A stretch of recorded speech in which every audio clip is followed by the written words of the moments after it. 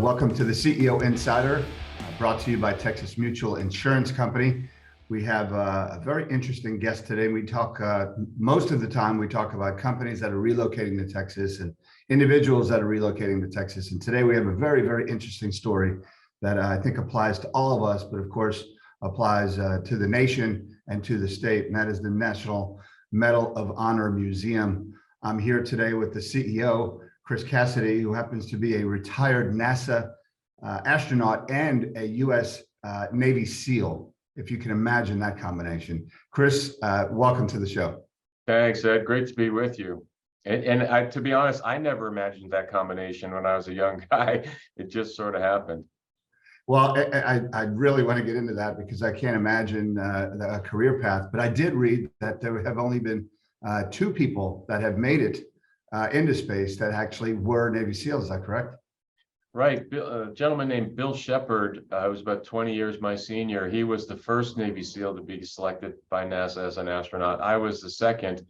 And then we recently hired a third. Well, it's been four years now, 5 years now, Johnny Kim. And he hasn't flown in space yet, as you indicated, but he will in the next year. So there have been three of us total. Two of us have already completed the journey to and from space, and one to go. Well, and is that going to be a trend that we see where we have more military people going into space? Obviously, space is a little more common now than it used to be. You know, it's interesting. Back in the Mercury, Apollo, Gemini days, those astronauts were required to be military just because the pool from which they were selecting were test pilots, and really the only way to get that experience was through military fixed-wing aviation and then test pilot school. Recently now, we select astronauts from any background. So the astronaut office is about half military, half civilian, and there's no requirement on what the background is, and we're just looking for. I say we. I'm no longer there any longer, so I should say NASA is looking for people that is the right fit with just a that can fit into cruise on a spacecraft, and long duration, short duration, can be trainable. So it can be anybody, really. Right. And I mean, maybe Navy is a little less common than Air Force or some of the others. Yeah. When I became an astronaut in 2004, the astronaut office was 120 people total. 36 of those were active duty Navy, and about that same amount Air Force, a handful, a Marine Corps, and one Coast Guard. So there's only been one Coast Guard person to be an astronaut, Dan Burbank.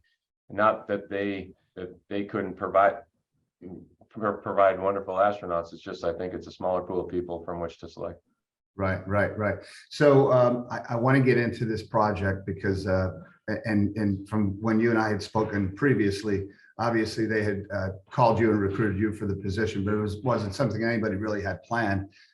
So the National Medal of Honor Museum that was chosen for Arlington was not originally planned to come here. Is that correct?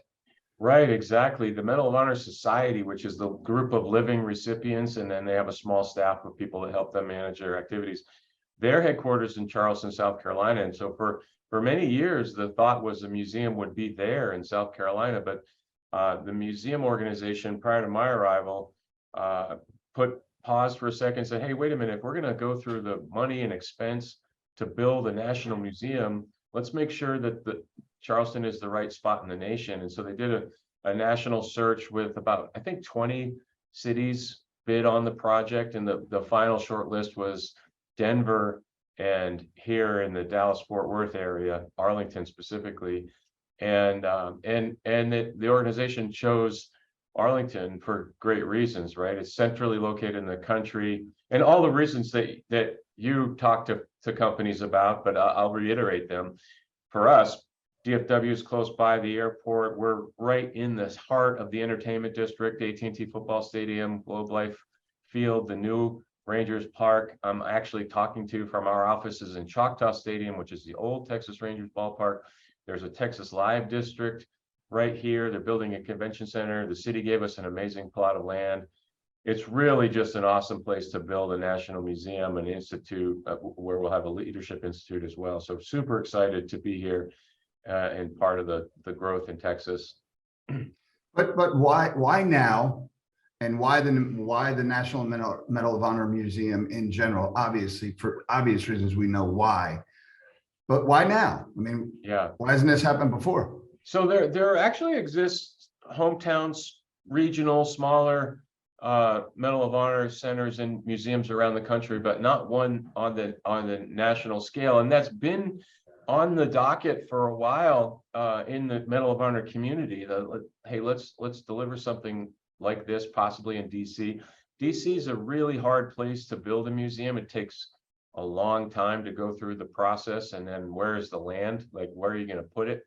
So that's why DC got ruled out by our organization. But the why now, it's not a new concept. It's tried a few times, but it never had the right backing, the ability to raise the funds and actually get it done. And as you know, Texans are all in the spirit of building and making things come out of the ground and make it grow. And so that's why this time around it's real. The fundraising activities was strong. We've got wonderful support from the Dallas Cowboys. Charlotte Jones is my boss, as the chairwoman of our board, and it's just a lot of momentum now.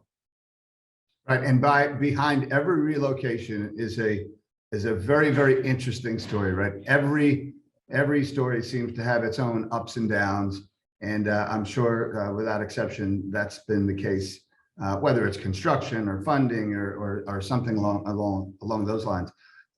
Tell me some of this journey, and I know that you came in a little bit later in the process, but tell me a little bit about the journey that people can relate to.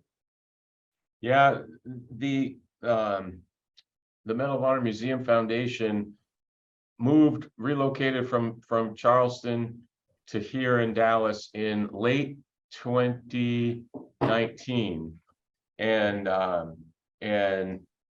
as you know, early 2020 was the onset of the pandemic. So the initial efforts of fundraising and the skeletal staff that we had was largely through COVID. I was actually on the International Space Station for that initial period of time, and came back on to the planet at the end of 2020.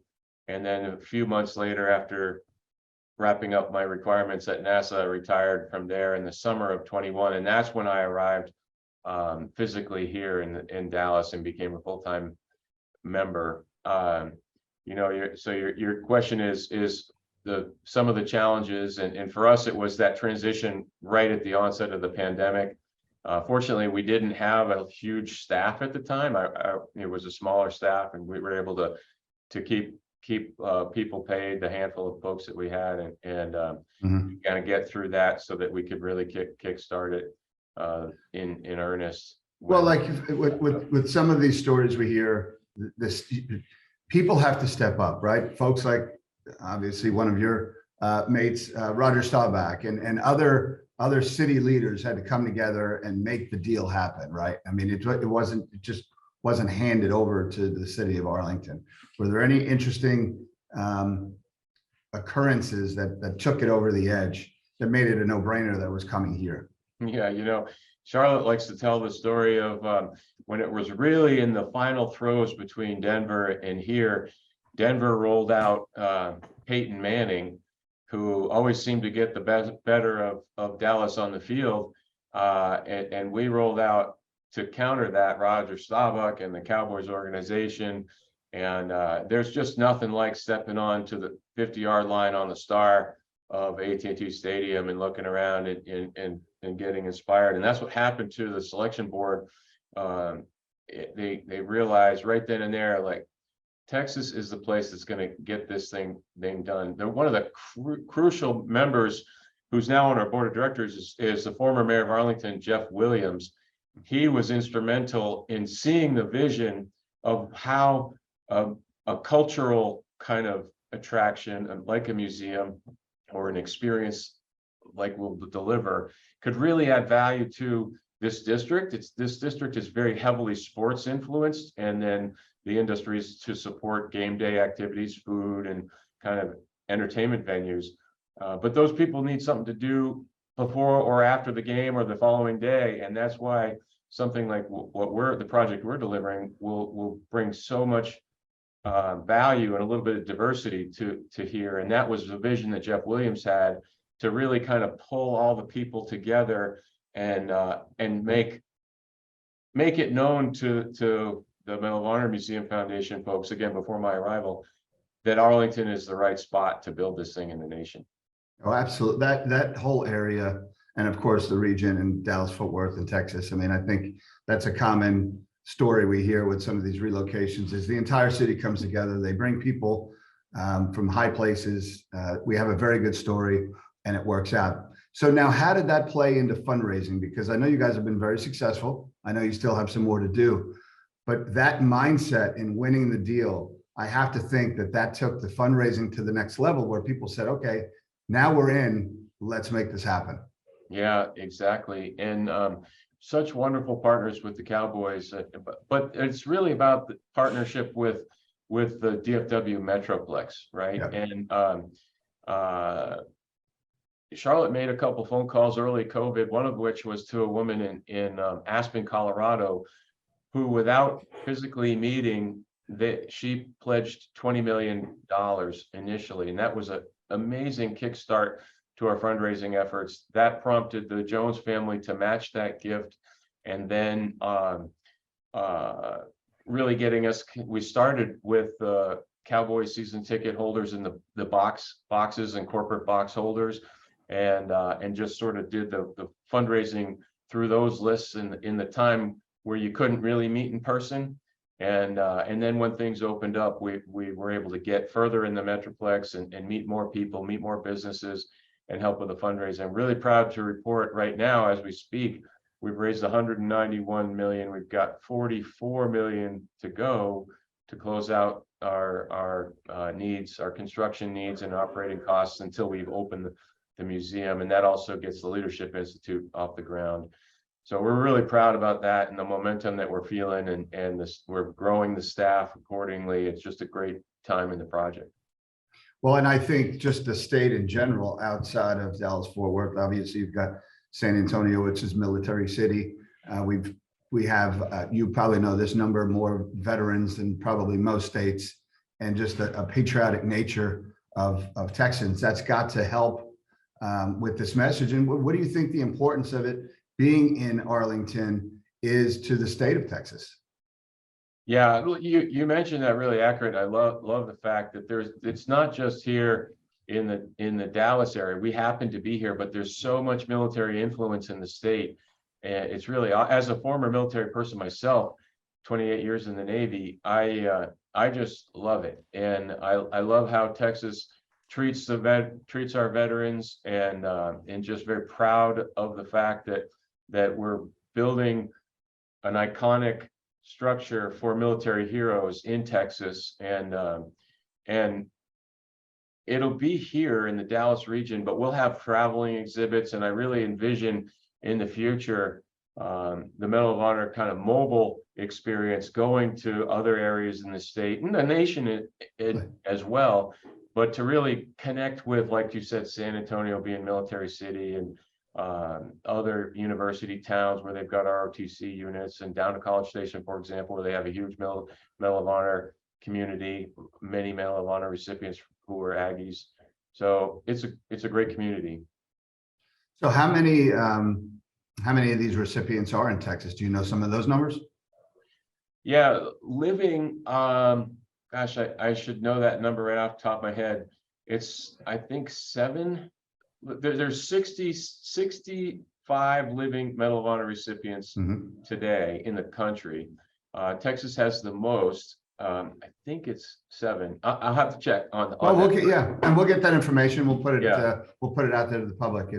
Well, I've actually lived in Texas for about 20 years. I was down in Houston at the Johnson Space Center. My wife also worked at NASA for her whole career. We both wrapped up our government service in 2021. And so we just moved up I-45, quick stop at Buc-ee's for some gas and some a big, more coffee than you can drink. And then got settled here in the Metroplex in Dallas. We live in Keller. Obviously, I work here in Arlington. So Texas is not new to me or my family, but this particular region is, and Yeah. it's hard to be a Houston Texans fan because they break your heart here. So I didn't have any heartbreak on shifting my football allegiance up 45.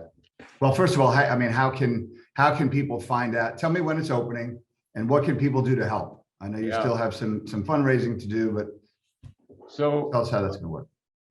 We broke ground on our construction site exactly 1 year ago this month, and now it's kind of coming up out of the ground. Construction, the concrete's poured, steel is showing up. However, we're still 2 years away from doors opening.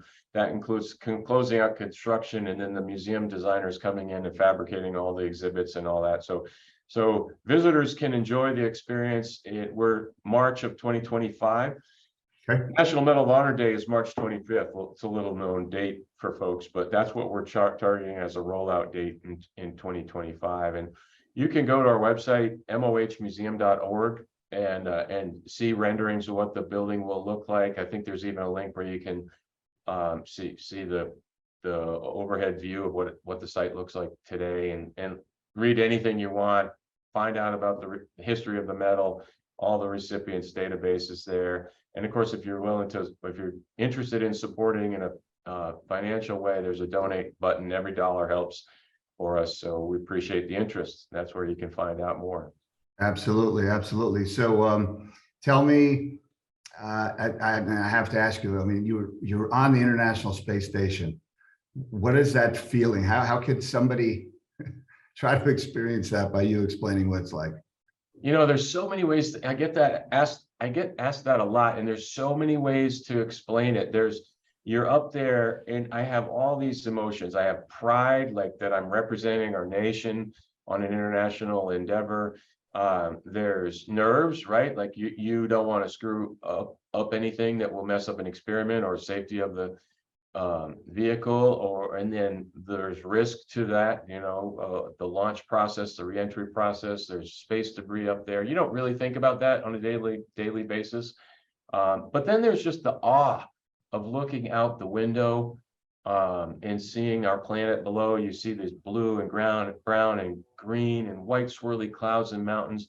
You don't see all this congestion on I-30 going back and forth between Fort Worth and Dallas, or up 45 between Houston and Dallas. You just see this big, beautiful planet in a skinny little layer that's the atmosphere keeping us all alive. And then the simple joy of floating. I mean, you're up there as a 50-year-old person, or whatever age you are as on your mission, but you feel like a 5-year-old because you're floating and tumbling, and just the joy of zipping around in weightless environment. It's really fun. It never gets old. So it's just I think if everybody on the planet had 5 minutes of it, doing it and looking out the window, the world would be a better off place. Yeah. Now, if everyone had 5 minutes being a Navy SEAL, maybe not so much. Yeah, maybe not so much there. But tell me the difference. Well, obviously the difference, but I mean, they're both, adrenaline type situations, but yeah, how did one prepare you for the other, and how are they extremely different? So I've thought about this a lot too, and at face value, they're entirely different, right? Like military operations in bad areas, space flight, we come in peace, but it's still a complicated mission. But I mean, you boil it all down, it's fun. They're both fundamentally the same. It's a group of small people, highly trained, with a large support network behind the actual operators. Those people all trying to accomplish a risky mission and do it safely and execute it well, and balance decisions between mission success and risk acceptance. And so I found that mindset to be similar, very similar, the same actually, in both cases. In military, your preparation is getting intelligence and, of course, physical, like training of maneuvers and that sort of thing. At NASA, our training is in the simulator and with Mission Control Center, and kind of what-ifing and thinking through failure cases and what we do if this fails and that sort of thing. But I'll tell you this, NASA does an amazing job of training astronauts because we pick people from all backgrounds, and you walk off the street well without any experience in space, and you pop out the other end a couple years later as a professional astronaut.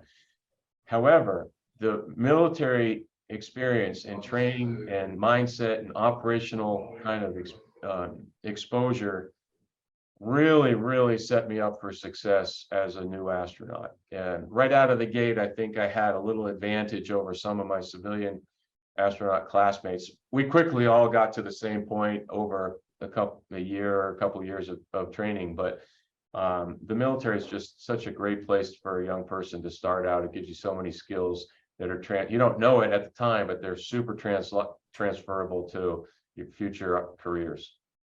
Yeah, preparation, discipline, and being prepared for what might come your way that you did not have planned. So how does that transition now into being a CEO?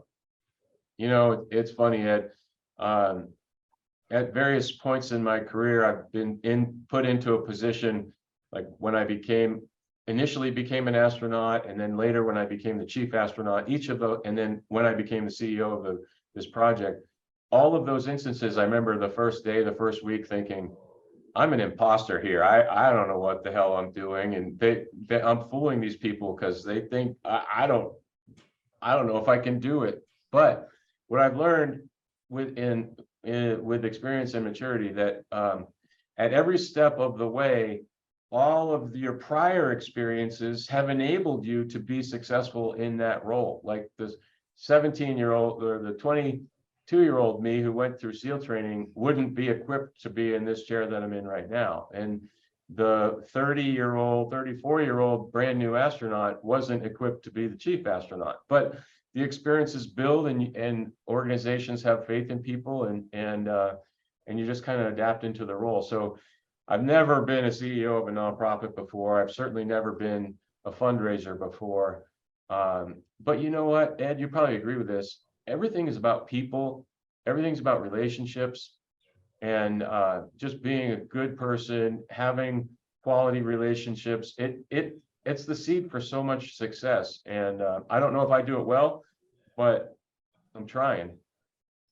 Well, and you've got a great team around you, the city, like you said, the Jones family, Charlotte Jones, all the donors, everyone in Texas that wants to see it succeed and know it will. We're excited to have you join us at our summit on the field at AT&T Stadium, or your organization, on October 6th. And, you know, Chris, it's been great getting to know you. And I want to, of course, get to know you a lot better as we go through and close out and open up in 2025. Is that right? 2025. I look that we got a few more summits to do before we open, but I look forward to each one of those, Ed. Well, good, Chris, and great to see you, and thanks for joining us. Yes, sir. Thank you. Okay, and thank you to our sponsor, Texas Mutual Insurance Company. That closes out our latest edition of the CEO Insider.